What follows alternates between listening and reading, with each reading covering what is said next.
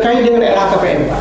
Oke. Di PP 94 ini, bagi pejabat yang memang punya kewajiban menyampaikan LHKPN tidak menyampaikan, itu bisa kena hukuman.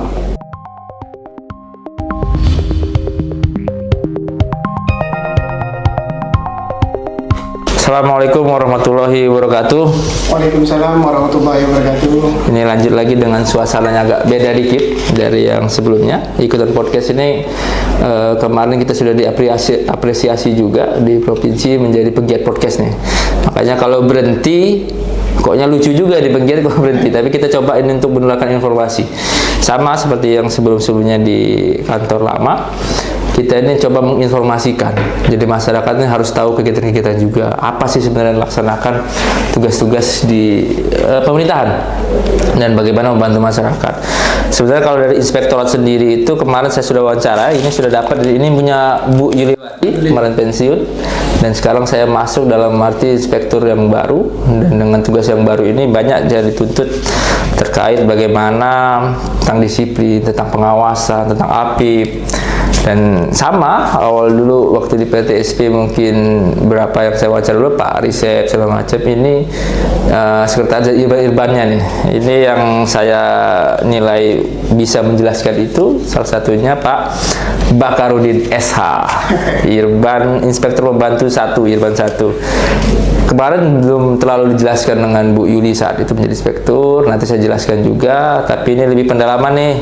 Pak Bakarudin sehat? Alhamdulillah sehat. Nanti bisa dijelaskan dulu sebelum masuk ke beberapa pertanyaan. Jelaskan dulu Pak Bakarudin sebelumnya di mana? Sebelumnya pernah PTSP juga ya? Pernah juga. Iya. Perkenalan dulu lah orangnya di mana, aslinya di mana, silakan. Baik, terima kasih Pak Ari sudah diundang di podcast ini. Hari ini kita dapat undangan dari Pak Ari ini, terima kasih ini. Jadi kalau perkenalan singkatnya tadi sudah disebutkan nama Bakarudin, ya apa namanya jabatan di inspektorat ini selaku inspektur pembantu 1.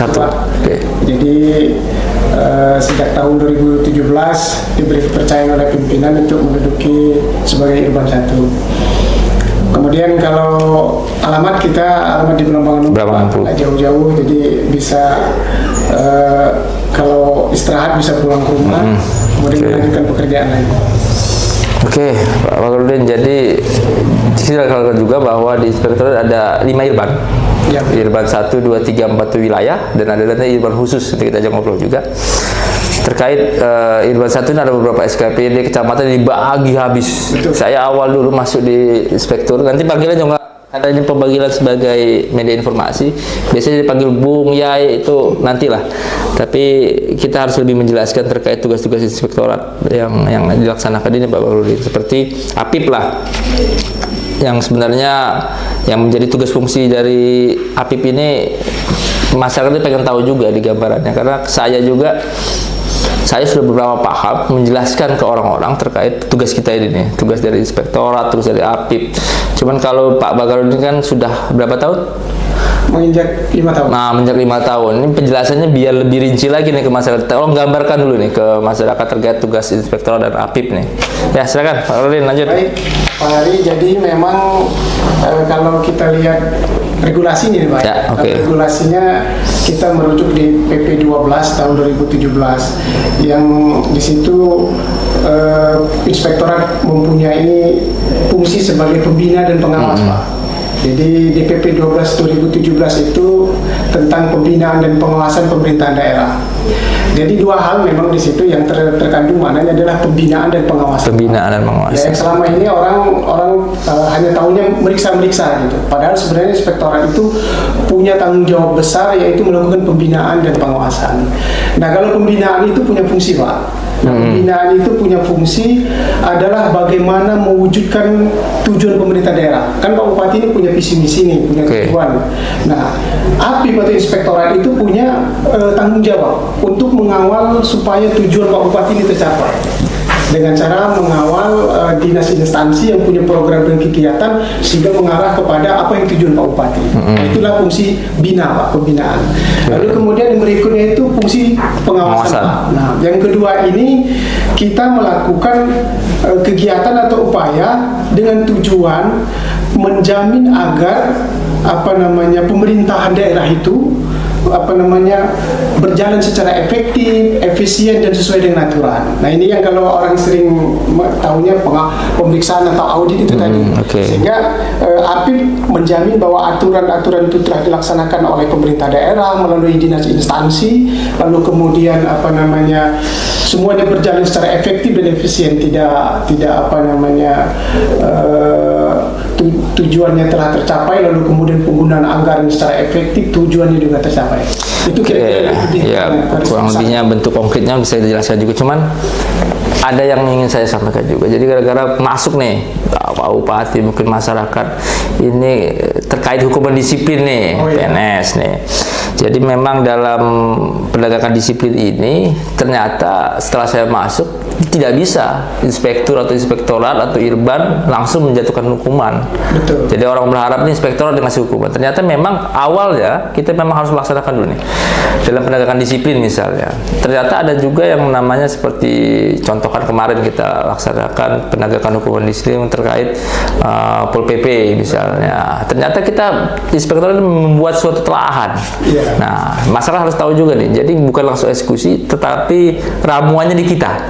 Ramuan di kita, telahannya, undang-undangnya. Nanti kita dibawa ke tim besar.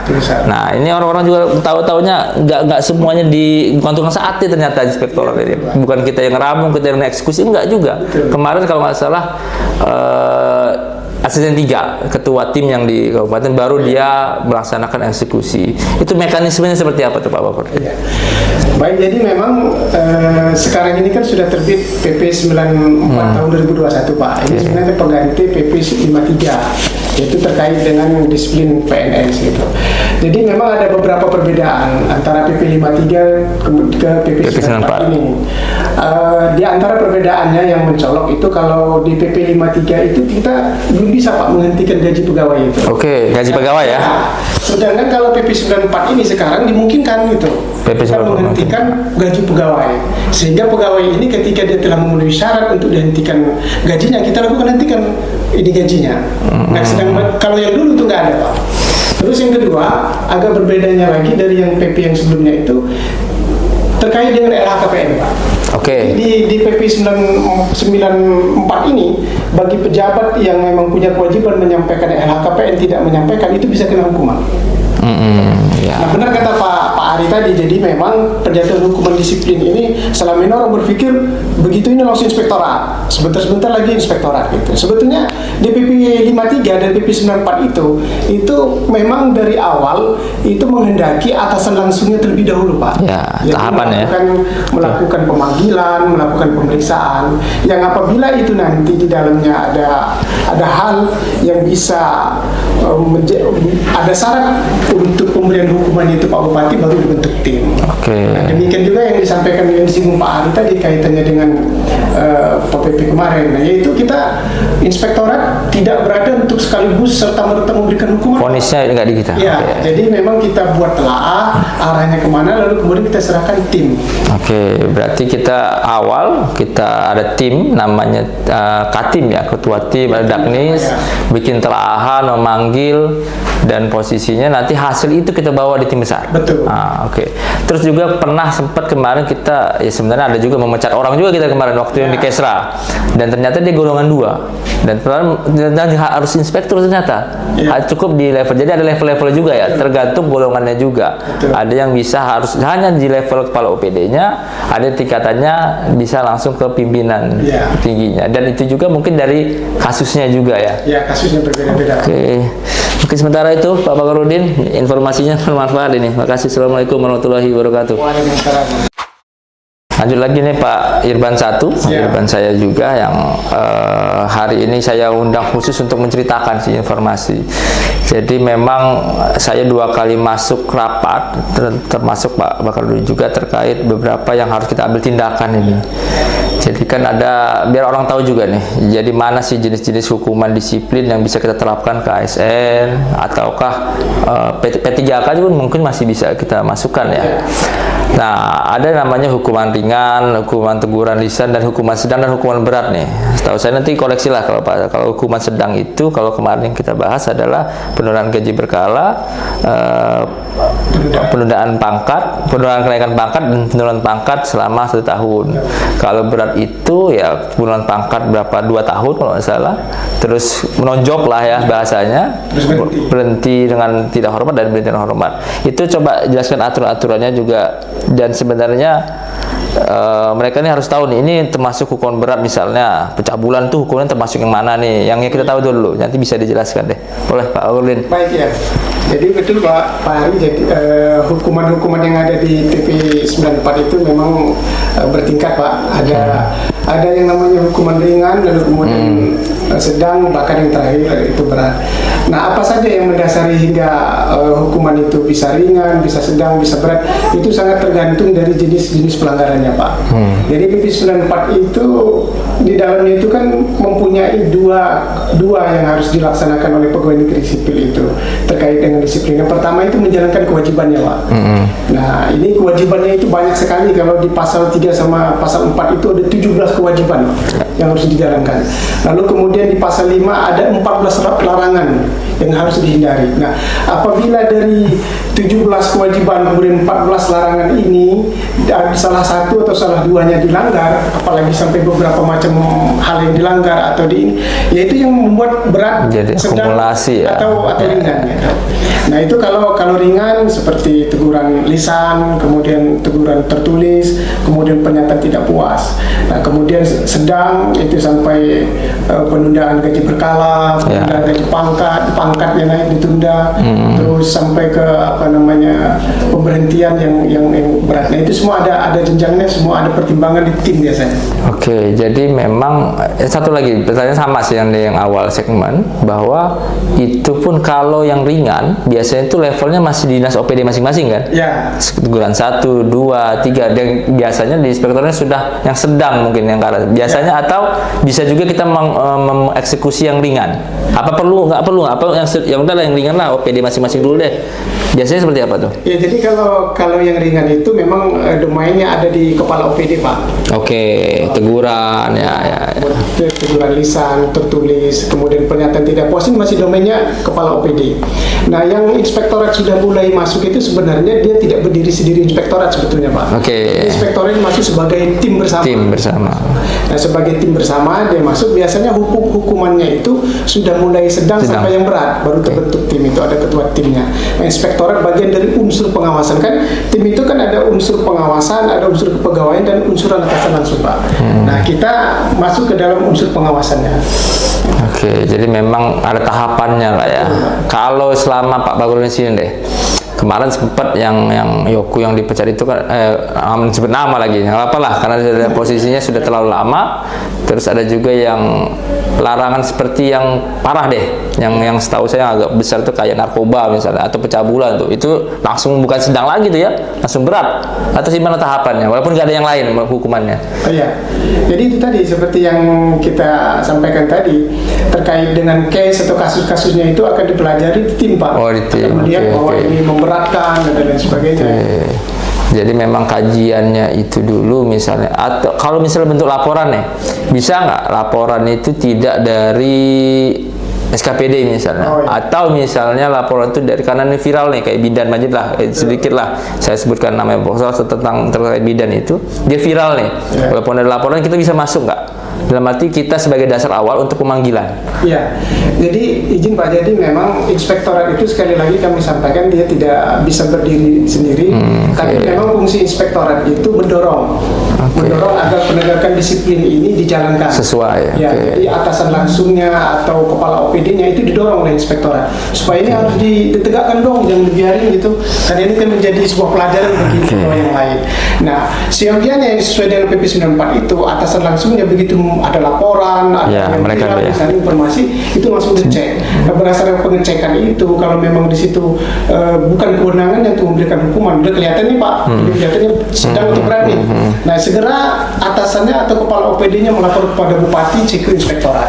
Nah, situ kita bisa mendorong segera dibentuk tim. Oke, paham. Kalau gitu misalnya nih, kepala OPD ini nggak kuat, dalam arti dia ini, wah saya ini sudah jadi keluarga nih, ini staf saya lagi, atau ini keluarga saya nih, waduh nggak bisa nih, saya bilang nggak beranilah dia bikin surat, nggak berani laporkan. Bisa nggak inspektorat ini ngambil alih, dalam arti kita udah komunikasi, saya nggak bisa negur, nggak bisa ini, bisa nggak dalam arti kita negur, justru malah kita negur pimpinannya. Dalam arti misalnya Pak Kepala SKPD, Anda saya tegur karena Anda tidak berani menegur bawahan Anda, bisa nggak seperti itu? Itu mungkin Pak. Mungkin, jadi oke. bisa ini kalau yang bersangkutan selaku atasan itu mendiamkan atau Berarti kita negur kepala SKPD-nya karena mendiamkan misal, iya, bisa dimungkinkan. tindakan gitu. Oke, jadi memang itu hal-hal yang harus orang juga paham juga. Berarti memang tanah awal berjenjang, baru utuh pun. Ini nanti lah kita ke Irban khusus lebih banyak lagi, lebih agak dalam itu. Nanti kita terkait pengaduan itu Irban 5. Satu lagi sebelum terkait tugas kita juga nanti sebenarnya tambah dengan Pak Sekretaris juga terkait penilaian MCP KPK dan Sakip. Saya nanti dulu lah yang MCP karena kita sudah lewat. Tapi terkait Sakip ini kan tugas inspektorat ini sebagai evaluator. Betul. Kita menilai misalnya karena sebenarnya tugas di PP 88 itu kan tim penilai evaluator awal memang di inspektorat. Tapi tim evaluasi penilaian Sakip ini orang-orang tahunya, wah yang nilai Sakip si SKPD ini di inspektorat nih. Nah, maksud saya kita harus jelaskan juga nih Pak Bakrit. Apakah memang kita yang menilai langsung eksekusi atau di PP 88 itu kita harus ada tim evaluasi evaluasi Sakip tingkat kabupaten yang mungkin ketuanya Pak Sekda atau ini atau seperti apa? Jelaskan juga. Silakan. Jadi Sakip ini menjadi iya dong, sekarang viral juga viral di pemerintahan Pak. Jadi memang betul kami dari 3-4 tahun yang lewat mengharapkan ini benar-benar ini para OPD itu benar-benar perhatian terhadap Sakip ini. Ya. Jadi kaitan dengan evaluasi untuk yang ke depan ini kita berharap ini nanti ada kombinasi Pak dari sisi perencanaan Bapeda bisa masuk. Oh, Bapeda ya. Organisasi bisa masuk. Kemudian di dalamnya juga ada tim APIP. Jadi kalau tim APIP ini lebih kepada capaian-capaiannya. Kemudian kait dengan susunan kesesuaian perencanaannya itu ada ahlinya di Bapeda. Nanti kita padukan jadi satu. Nah, disitulah muncul nilai yang secara keseluruhan gitu. Jadi penentunya dari ketua tim evaluasi misalnya itu biasanya Pak Sekda atau asisten atau siapa? Kalau mungkin ke depan ini kita bentuk tim besarnya itu sebagai pengarah Pak Sekda. Nanti bisa jadi saya Pak. Tapi berdasarkan telahan. Kalau ini telahnya dua nih kalau Sakip, telahan dari Bapeda ya karena perencanaannya kita nggak bisa masuk. Inspektorat ini terkait capaiannya dan hasilnya lah. Jadi perencanaan itu di Bapeda tuh. Jadi kalau Bapedanya bagus dari pengawasannya juga hasilnya bagus nilainya. Tapi kalau hasilnya bagus tapi perencanaannya nggak sesuai ya nggak bisa juga. Karena Sakip ini saya dulu pas kabak organisasi juga sama Pak Teguh juga dari sini. Jadi itu menyelaraskan antara visi misi sasaran IKU. Nah itu yang harus nyambung sama visi misi bupati. Jadi ini yang ingin kita jelaskan ke kawan-kawan, bukan hanya OPD juga tapi mungkin kita jelaskan juga ke teman-teman luar sana terkait tugas-tugas inspektorat dan gimana menerjemahkan visi misi bupati, diterjemahkan dan kegiatan dan ujungnya ke pelayanan ke masyarakat lebih baik. Dan Pak Bupati juga kemarin dapat penghargaan terkait pengentasan kemiskinan tuh di Provinsi Lampung. Iya. Jadi semoga ini kita bisa bertahan terus dan salah satunya kita harus mendukung itu juga. Mungkin itu. Assalamualaikum warahmatullahi wabarakatuh.